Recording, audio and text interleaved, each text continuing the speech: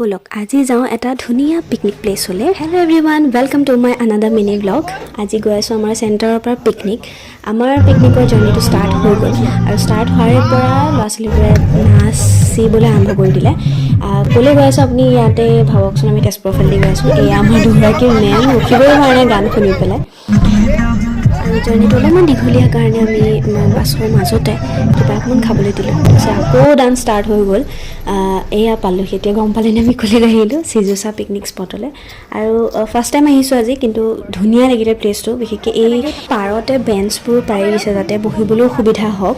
প্লেচটো বহুতখিনি ডাঙৰ হয়, যদি ঢেৰ মানুহো থাকে পিকনিক খাবলৈ, তাৰ কাৰণে সকলোৰে কাৰণে মানে ছাফিচিয়েণ্ট আৰু প্লেচটো ভাল লাগিলে গৈ। ব্ৰেকফাষ্টত আছিলে চাহ, ডিম, বাউলি, বিস্কুট, কমলা গোটেইখিনিয়ে মিলি ইহঁতকেইটাই সানিলে মোচন চাউল। এতিয়া মোৰ মোচন থাকিবই, খাই ল'লোঁ এনেকৈ ওলাই আহিলোঁ। মই ছাৰ আৰু আমাৰ দুগৰাকী এক্সপ্ল'ৰ কৰিবলৈ, চাবলৈ অকণমান ফটো উঠিবলৈ। ফটোবোৰ চাবলৈ হ'লে আপোনালোকে আমাৰ ইনষ্টাগ্ৰামটো চেক কৰিব। এই সৰু পোৱালি এটা লগ পালোঁ তাত, ইমান ফ্ৰেণ্ডলি আছিলে ই, বনৰীয়া যদিও। তাৰপিছত এয়া আমাৰ কাৰিকৰ খুৰা, তেওঁক আমি গানত নাচিবলৈ দিলোঁ, তেওঁ নাচিও দিছে একদম। আমাৰ খোৱাৰ সময় হৈ গ'ল।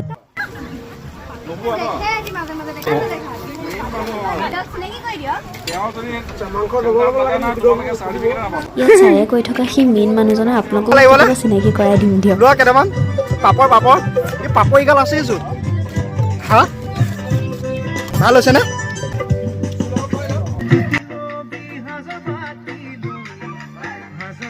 চবৰে খাই বৈ আজৰি হ'ল আৰু ছানছেটটো চাওকচোন কি ধুনীয়া লাগিছে। ভালকৈ কেমেৰা কেপচাৰ হোৱা নাই।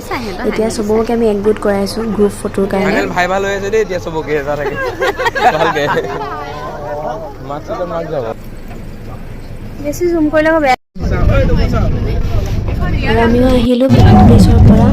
অহাৰ পিছতে বাছত আকৌ ইহঁতৰ ডান্স ষ্টাৰ্ট। ইহঁতে ইমান ধুনীয়াকৈ নাচিছে বাগিছে, বিৰাট ভাল লাগিছে। ইহঁতক এনজয় কৰা দেখি আমি তাতেই সন্তুষ্ট। থেংক ইউ ছ' মাছ তোমালোক সকলোকে আমাক সেই দিনটোৰ বাবে লগ দিয়াৰ কাৰণে।